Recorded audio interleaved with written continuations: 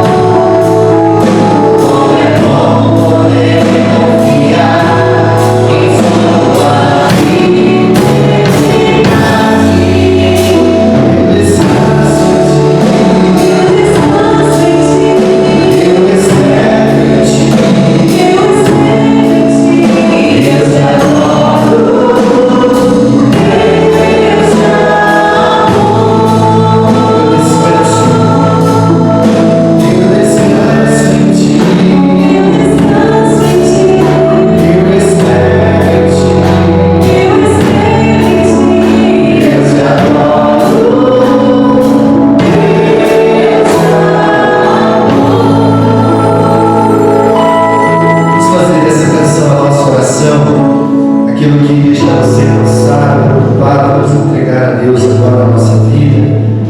De fato, a gente possa experimentar o seu cuidado.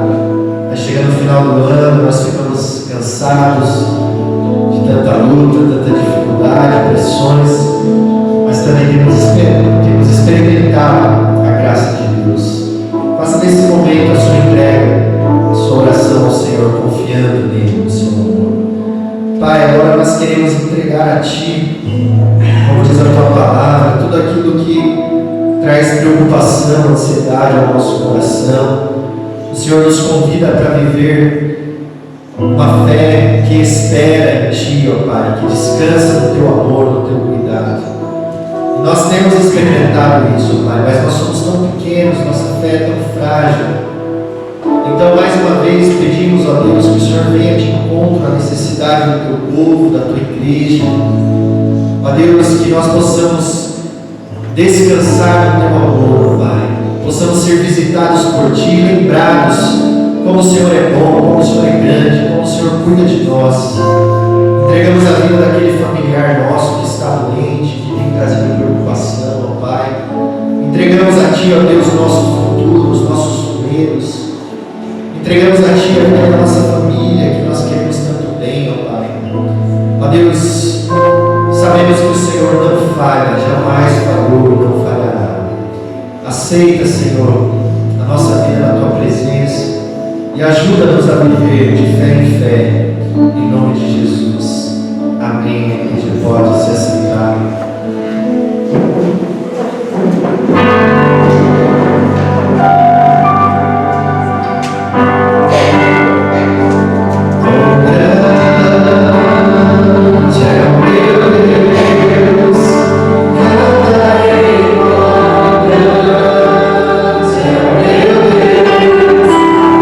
Todos nós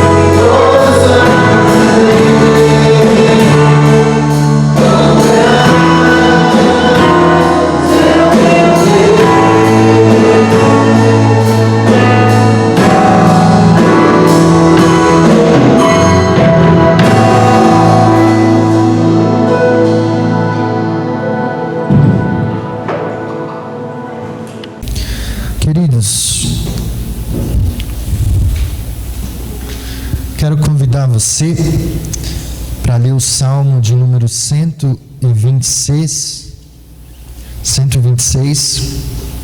Salmo de número 126. Nos últimos domingos, nós olhamos aqui para essa sequência de salmos, Salmos de número 124. Na semana passada, o pastor Luiz ministrou o Salmo de número 125. E hoje nós vamos ler o Salmo de número 126.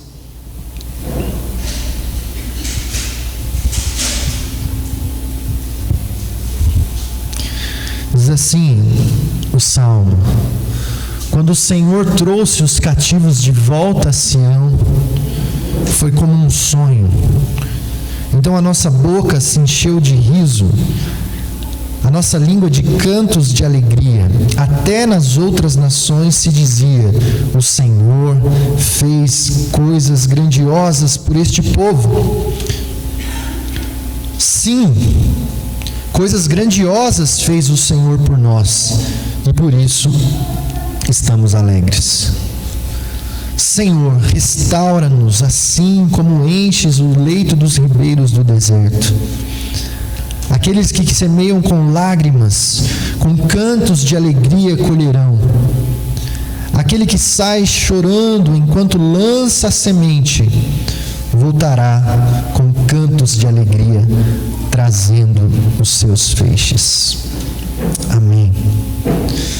Queridos, já explicamos aqui que estes salmos, na verdade, um bloco de salmos, desde o Salmo 120 até o Salmo de número 134, é uma coleção de salmos, que na minha Bíblia aqui tem um texto em negrito em cima dizendo que é cântico de peregrinação.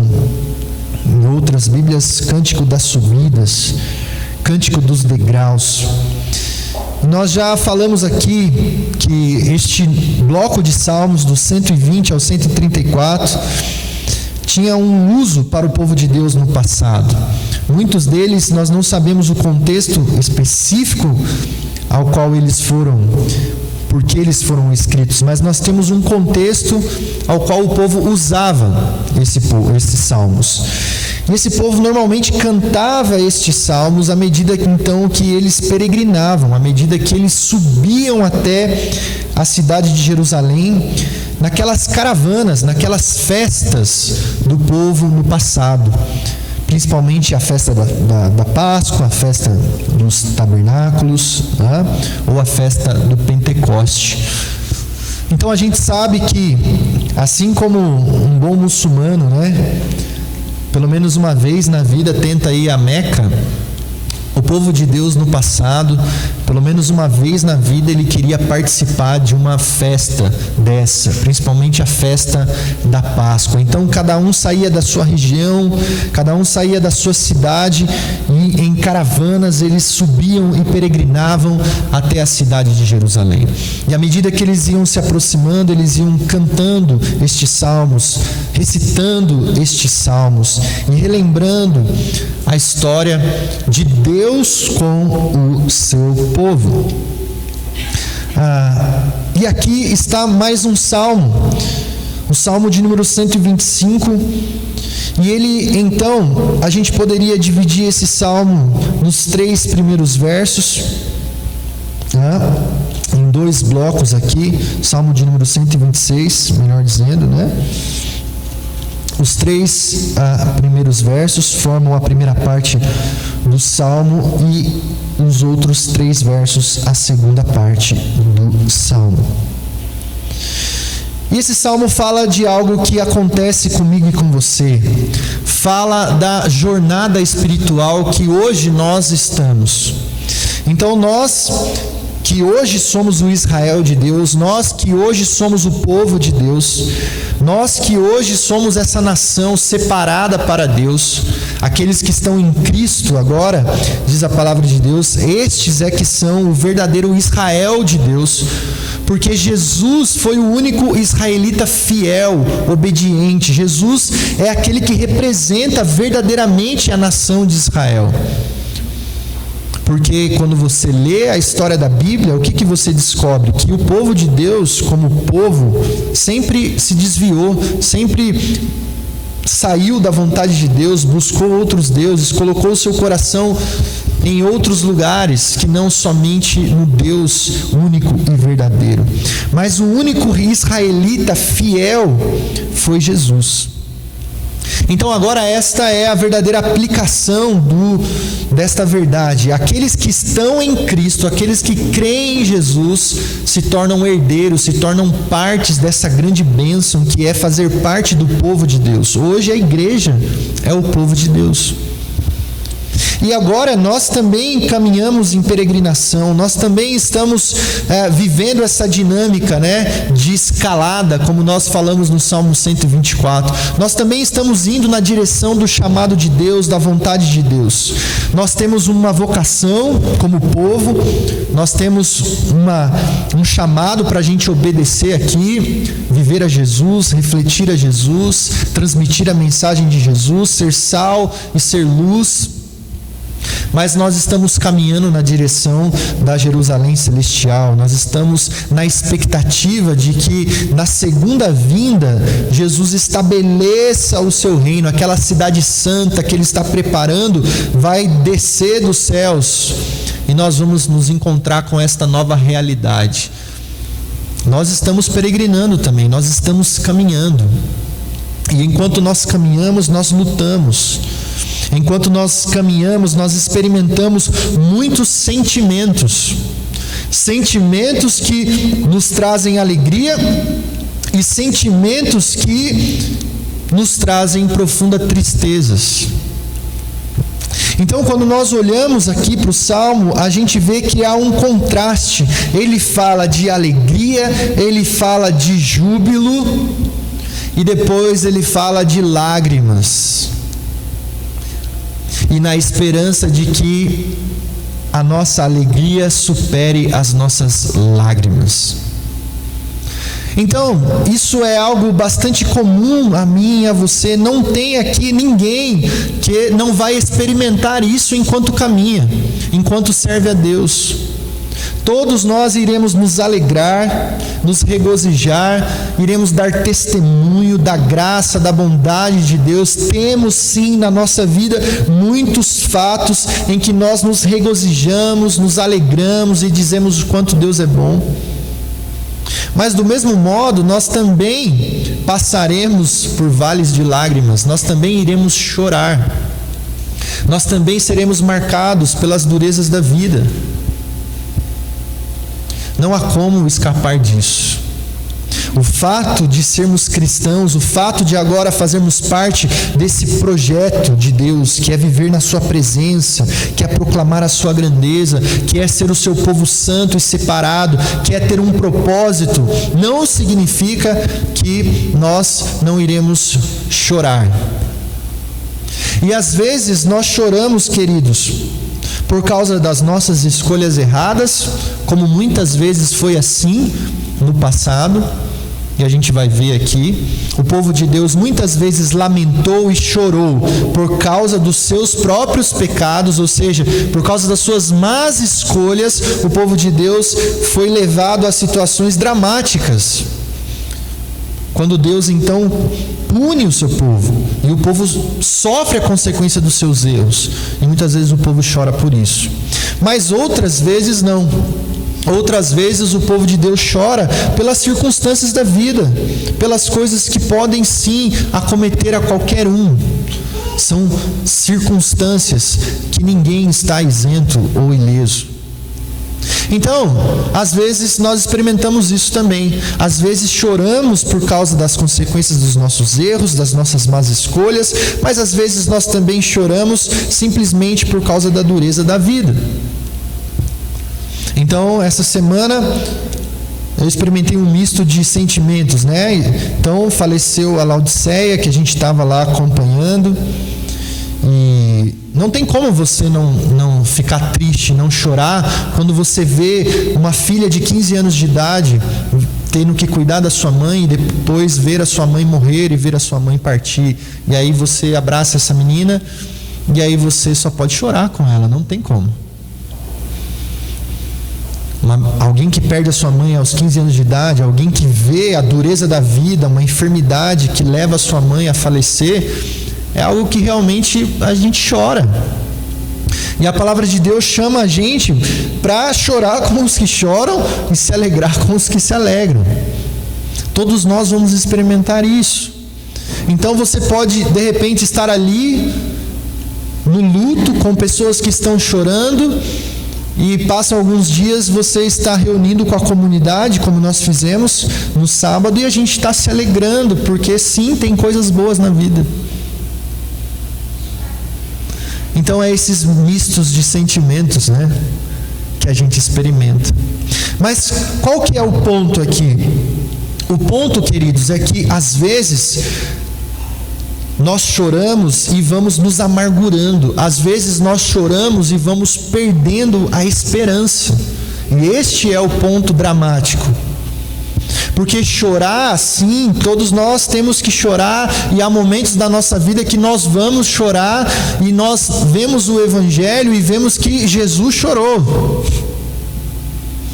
ao ver o seu amigo também morto, Lázaro, ao ver o sofrimento daquela família.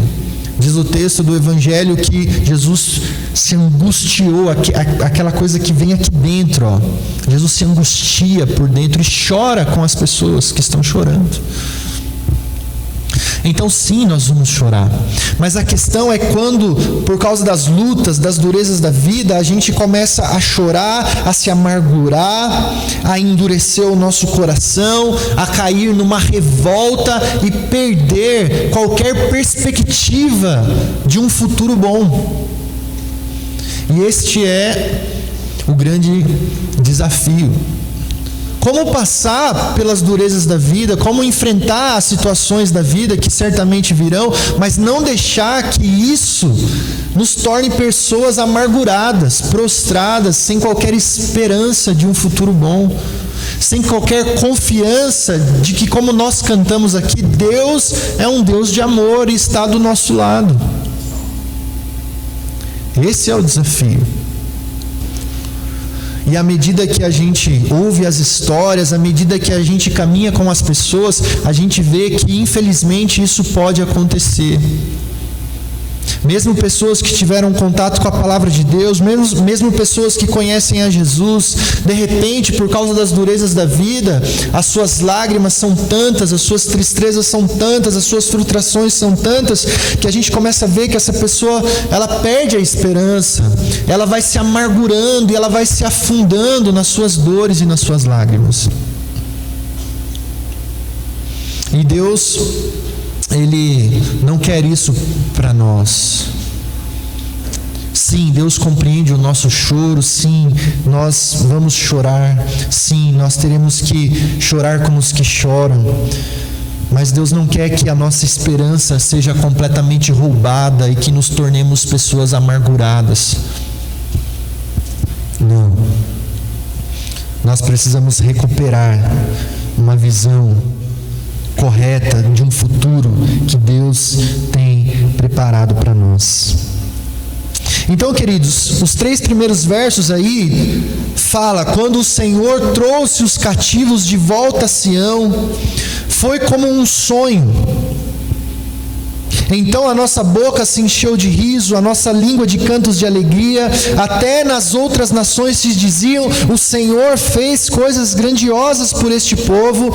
Sim, coisas grandiosas fez o Senhor por nós, por isso estamos alegres. Por que é que o salmista aqui recorda esta alegria? Por que é que o salmista recorda esse sentimento de alegria, de regozijo? Então, parece que eles estão relembrando de um momento histórico do povo de Deus, quando o povo de Deus, queridos, foi levado para o cativeiro da Babilônia. Então, se você conhece a história da Bíblia, você sabe que depois de muitos anos, depois de Deus alertar o seu povo constantemente sobre a desobediência, sobre o pecado, sobre a rebeldia, infelizmente o povo endureceu o seu coração. O reino do norte já havia sido destruído, havia sobrado o reino do sul, a capital era Jerusalém. Mas assim, ao exemplo do reino do norte, o reino do sul também manteve o seu coração duro para com Deus. E Deus permite então que um grande império daquela época, o Império Babilônico, invada Jerusalém, destrua a cidade e leve o povo de Deus cativo para a Babilônia. Então o livro de Daniel fala sobre isso. Daniel foi levado cativo para a Babilônia, junto com os seus amigos. E assim o povo foi sendo levado para o cativeiro na Babilônia. E os profetas haviam anunciado isso. Acontece que esse povo vai ficar ali, queridos, longe da sua terra. A sua terra foi invadida, foi destruída. Eles não têm mais o templo, eles não têm mais a sua terra, eles não têm mais as suas casas, eles não têm mais o sacerdote, eles não têm mais os sacrifícios. Todas aquelas coisas que lhe eram caras e que traziam alegrias para eles, acabou. E agora eles estão lá vivendo numa terra estrangeira. Mas assim como Deus havia dito que eles seriam castigados se eles não se arrependessem, Deus também tinha dito que haveria restauração. Deus também tinha dado promessas de que Ele iria restaurar Israel. Só que este povo que foi levado lá para o cativeiro da Babilônia, alguns vão morrer na Babilônia, porque já são velhos e idosos. E o período do cativeiro vai durar 70 anos. Será que eles vão manter a esperança de que, sim, Deus vai restaurar a nossa vida, Deus vai restaurar a nossa nação? Será que realmente nós vamos poder rever a nossa terra? Será que nós um dia vamos voltar para casa? Então, são 70 anos de cativeiro. Então, não é todo mundo que consegue manter a esperança de que Deus vai cumprir a sua promessa. Então, eles se lembram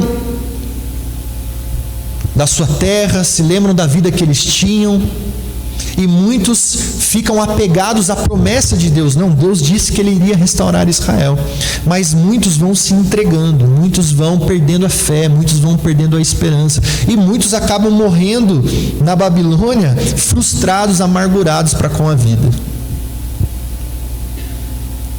Mas aí, passados 70 anos, Deus, que não abandona o seu povo, cumpre a sua promessa. A Babilônia já não é mais o grande império que domina o mundo, e agora são os medo-persas.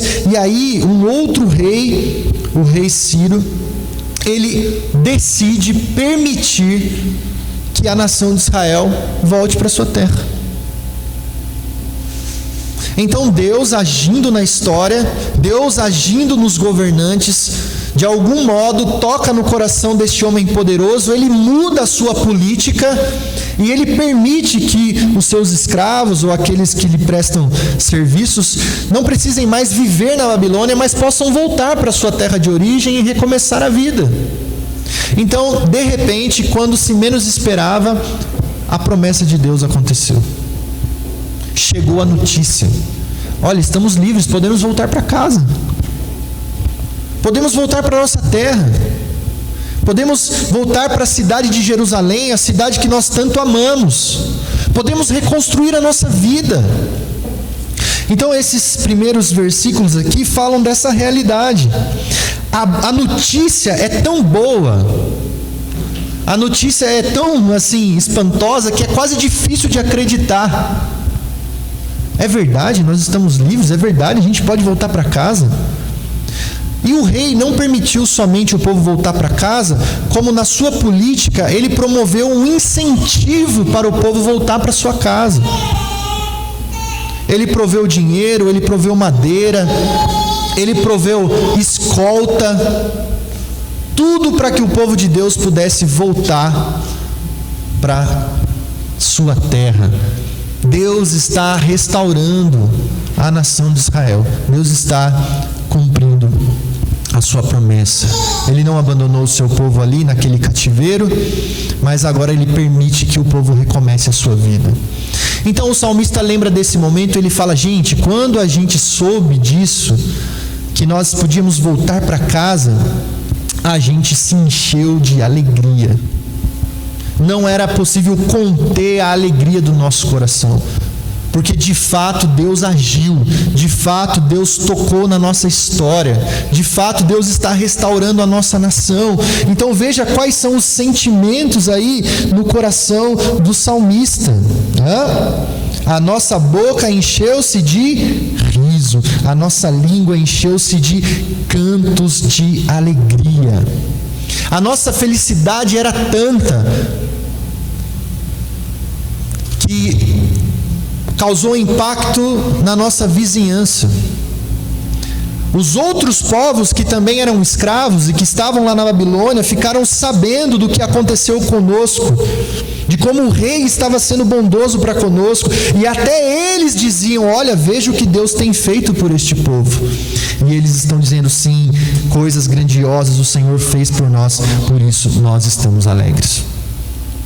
Então Deus mostra o seu favor, Deus mostra a sua graça, e Deus restaura o seu povo e dá uma nova chance, uma nova oportunidade para o seu povo voltar para sua casa. Eles estão lembrando disso e eles estão alegres por isso.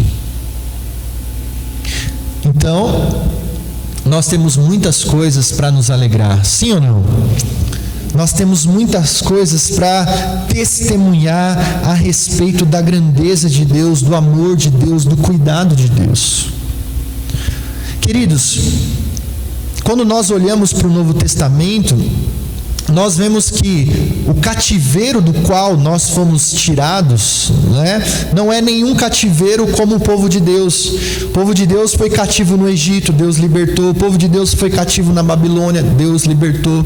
Mas quando nós olhamos para o Novo Testamento, qual é a grande alegria do nosso coração? Qual é o grande testemunho que nós podemos dar daquilo que Deus fez por nós? E quando os apóstolos vão aplicar isso, essa realidade da salvação, da redenção, da retirada do cativeiro, ele mostra que isso se dá numa dimensão muito mais séria, muito mais grave, que comprometia o meu e o seu futuro eterno. Ou seja, eu e você éramos escravos do diabo, e nós pertencíamos a um reino que era o reino das trevas. E por causa da cruz de Cristo, por causa do Evangelho, por causa do amor de Deus, eu e você fomos alcançados pela mão poderosa de Deus, que nos resgatou do império das trevas, que nos tirou do cativeiro do pecado e que nos tirou de um caminho de condenação eterna. Nós estávamos fadados ao fracasso. Então, lá em 1 Pedro, um texto conhecido nosso, 1 Pedro capítulo 2, versículo 9 e 10, ele fala disso. Qual é a realidade que foi implantada na nossa vida, que nos alcançou? Vocês, porém, agora, vocês são o verdadeiro Israel. Ele está aplicando isso para a igreja. 1 Pedro 2, 9 e 10. Olha aí. A palavra de Deus diz: vocês, porém, são a geração eleita. Vocês, porém, agora são esse sacerdócio real, a nação santa, o povo exclusivo de Deus. Então veja, estes termos, queridos, eram usados para designar o Israel do passado. Mas agora o apóstolo Pedro está dizendo que isso é designado a mim e a você, a igreja. Nós somos a geração eleita, o sacerdócio real, a nação santa. Nós somos hoje, por causa de Cristo, o povo exclusivo de Deus, com a finalidade de anunciar as grandezas daquele que nos chamou das trevas para a sua maravilhosa luz. Antes nós não éramos sequer povo, mas agora somos o povo de Deus. Nós não tínhamos recebido misericórdia, mas agora nós recebemos. Então nós podemos nos alegrar, nós podemos dar testemunho por aquilo que Deus fez por nós em Cristo Jesus. Talvez a sua conversão não tenha sido tão dramática. Talvez você não tenha tanta consciência, de quão poderosa foi a salvação de Deus que te alcançou em Cristo Jesus. Mas, queridos, foi maravilhoso o que aconteceu comigo e com você. A graça de Deus tirou a gente do poder do diabo, tirou a gente do reino das trevas e nos fez ser o povo de Deus hoje. Nós devemos nos alegrar nisso, nós devemos dar testemunho disso. As pessoas ao nosso redor devem perceber o impacto disso na nossa vida e falar assim: puxa, eu conheço o Fábio, eu conheço a Duda, eu conheço o Samuel, o Rude.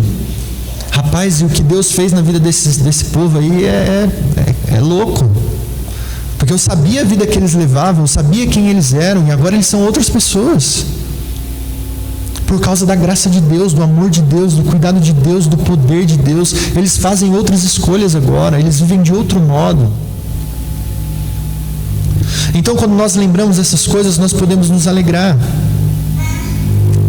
Mas às vezes Deus nos dá lembretes de quão poderosa foi a salvação que nos alcançou. Às vezes Deus nos livra de outras coisas ou permite que a gente passe por outras experiências para lembrar a grandeza da salvação que nos foi dada por meio de Cristo Jesus. Eu não sei se você se lembra bem dessa história, mas no ano de 2010 a atenção do mundo se voltou para o Chile. No ano de 2010, 33 trabalhadores ficaram presos a quase 700 metros abaixo da terra, numa mina de ouro, de metais preciosos. Estavam lá 33 trabalhadores trabalhando quando de repente um acidente acontece e é bloqueada a saída e esses homens ficam lá. E ali começou uma experiência absolutamente dramática de sobrevivência num ambiente extremo. A temperatura lá embaixo era de 30 graus, havia uma elevada umidade do ar, a poeira que estava ali tornava aquele ambiente completamente insalubre.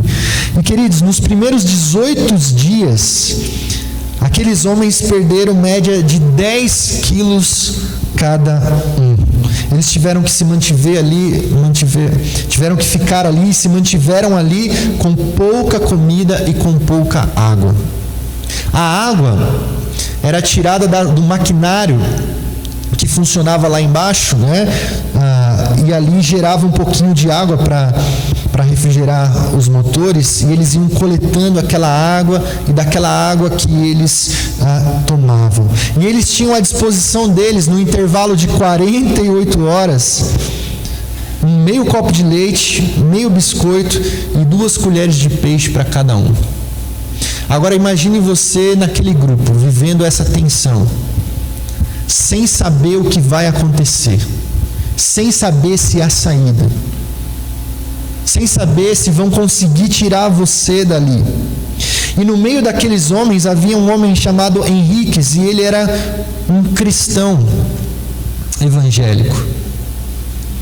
E ele começou a liderar um grupo de oração todas as noites. Ele começou a levar aqueles homens a orar. Quem quisesse orar, se reunia para orar, tentando transmitir fé, confiança no cuidado de Deus, no amor de Deus, mesmo no meio daquela situação trágica.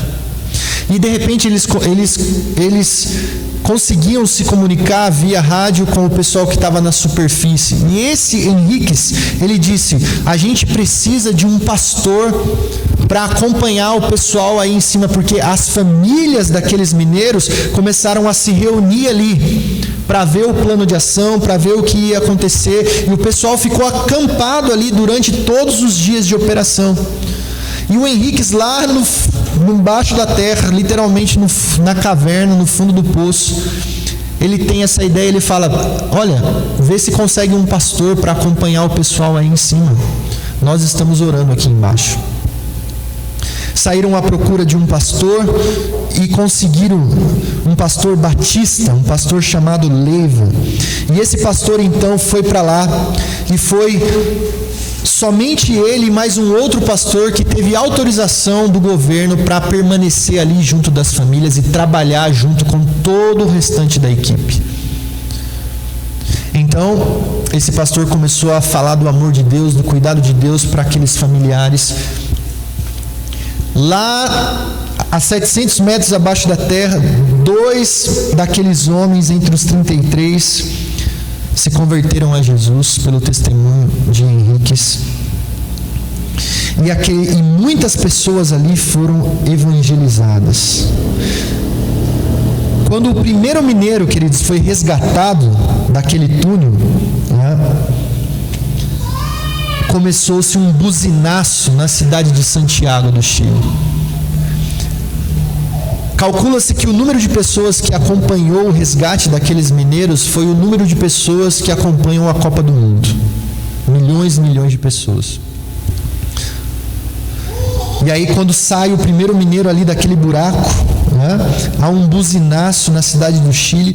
Todas as igrejas do Chile começam a tocar os seus sinos. Toda a população se alegra.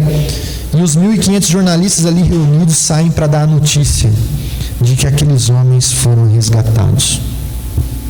E ali naquele contexto havia um homem orando, buscando a Deus, preocupado com as pessoas, e um pastor cuidava das famílias que estavam se sentindo afligidas. E muita gente pôde experimentar a graça e entender o cuidado de Deus nesse contexto. Certamente isto foi um testemunho na vida de Henriques para ver a grandeza do amor de Deus, do livramento de Deus. E às vezes nós passamos por situações assim. Deus nos tira do fundo do poço. Deus faz uma obra na nossa família. Situações que a gente enfrenta de enfermidade, Deus mostra o seu poder e nos resgata.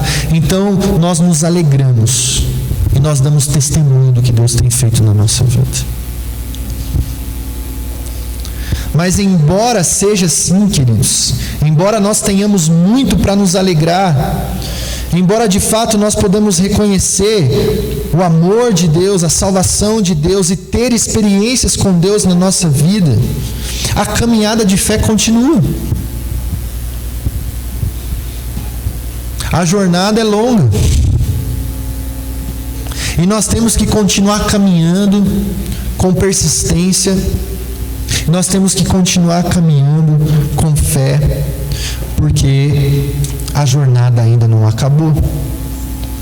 E aí quando a gente olha para o versículo 5, olha só que interessante. Então ele está falando, grandes coisas fez o Senhor por nós, por isso nós estamos alegres. Ele lembra o poder de Deus, os atos poderosos de Deus. Mas agora olha aí o versículo 5. Versículo 4. Senhor, vamos ler junto aí? Leamos. Senhor, restaura-nos, assim como enches o leito dos ribeiros no deserto. Próximo. 5.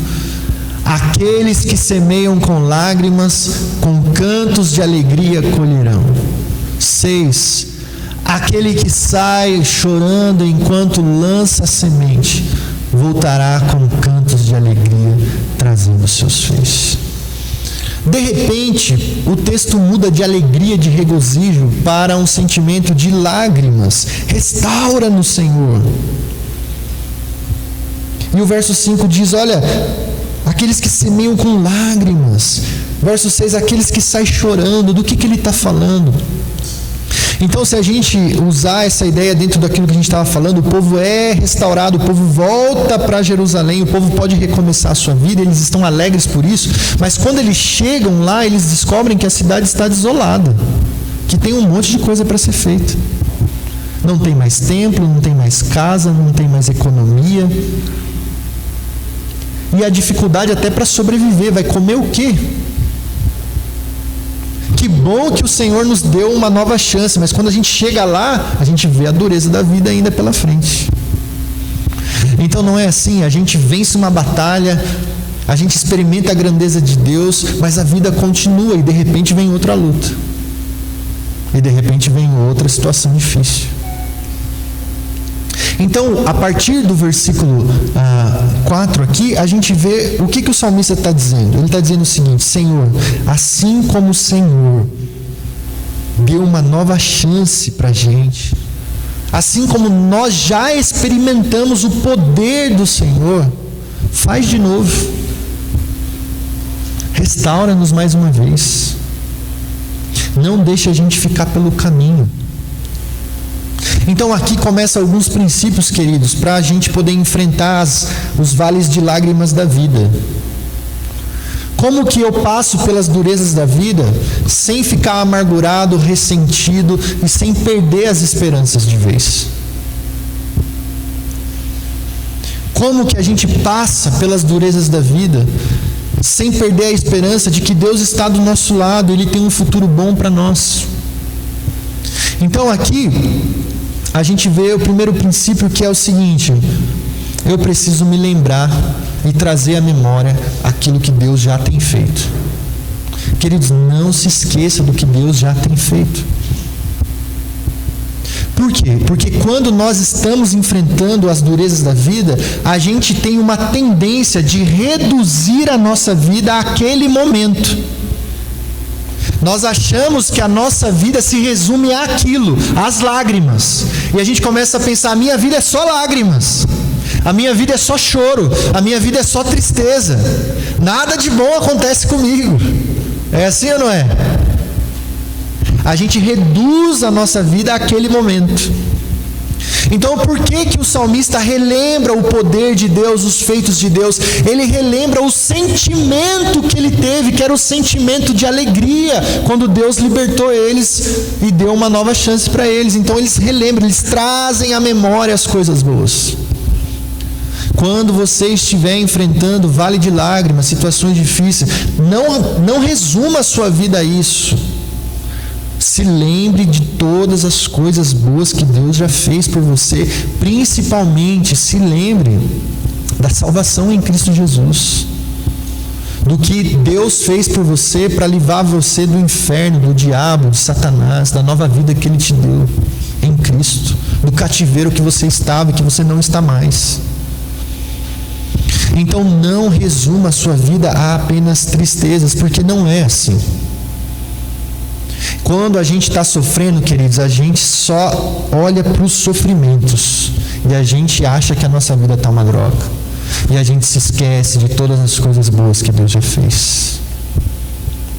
Então traga à sua memória aquilo que Deus já fez. Não só trazer à memória o que Deus já fez, mas lembre dos sentimentos que você teve, a alegria que você teve, o regozijo que você teve, o impacto que isso causou nas pessoas. As pessoas viam o que Deus fez por você, mas agora você se esqueceu, ou você não quer lembrar.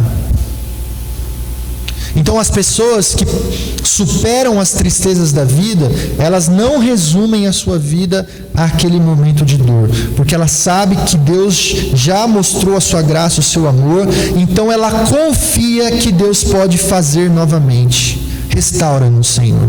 Faz de novo, Senhor. Faz de novo, porque eu sei que o Senhor é capaz. Quando a gente nem imaginava mais que a gente podia voltar para a nossa terra, o Senhor permitiu. Agora a gente chega aqui, a gente vê a dureza da vida, a aridez, a reconstrução que precisa ser feita. Então, Senhor, restaura-nos. E aí ele usa duas imagens. Ele fala: enche-nos com o leito dos ribeiros no deserto. Numa versão mais antiga aí, né? Ele vai falar aí no versículo 4.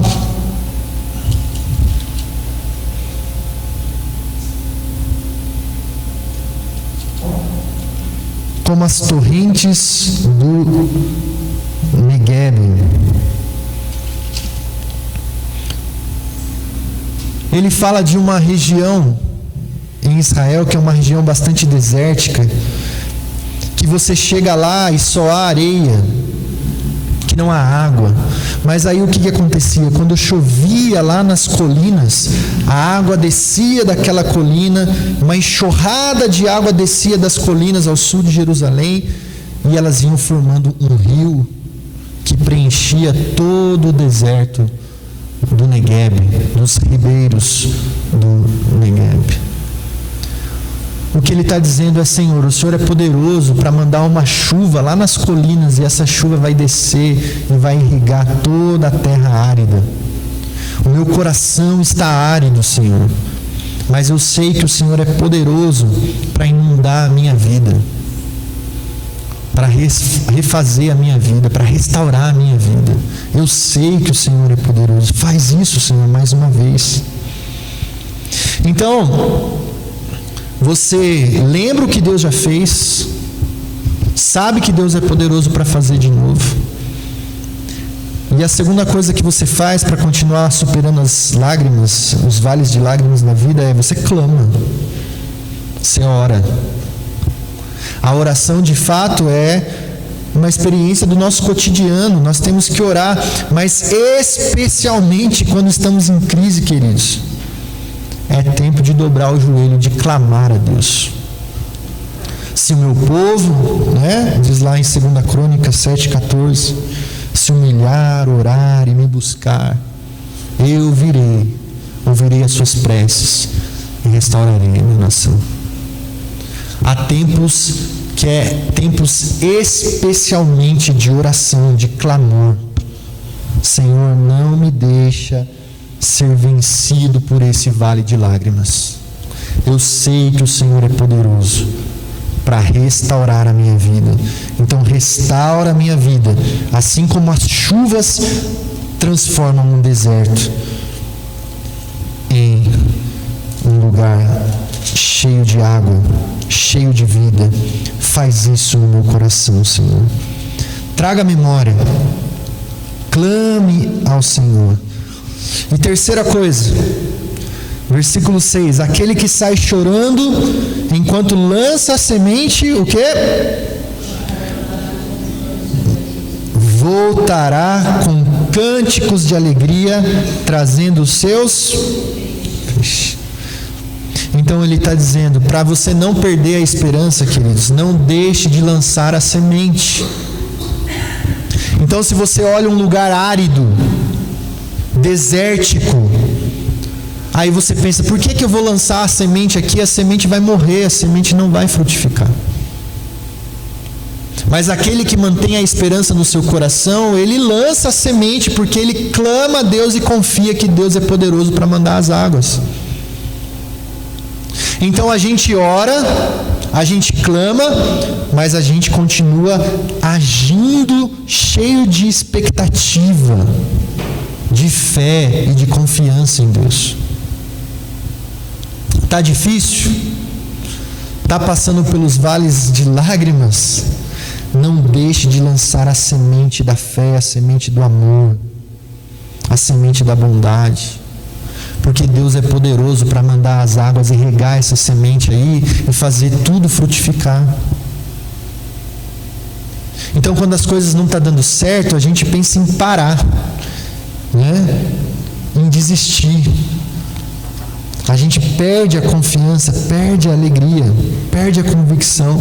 Mas o salmista está dizendo, não faça isso, continue lançando sementes, porque você ainda vai se alegrar novamente. Então você vê lá uma luta com seu filho, a rebeldia do seu filho. Você acha que não tem mais jeito.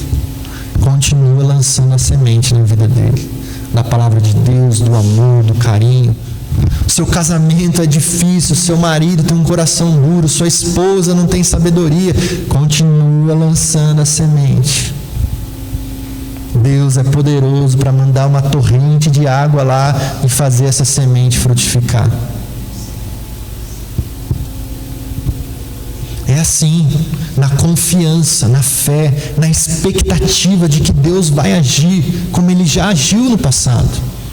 Ele é poderoso para fazer de novo, para restaurar a nossa vida.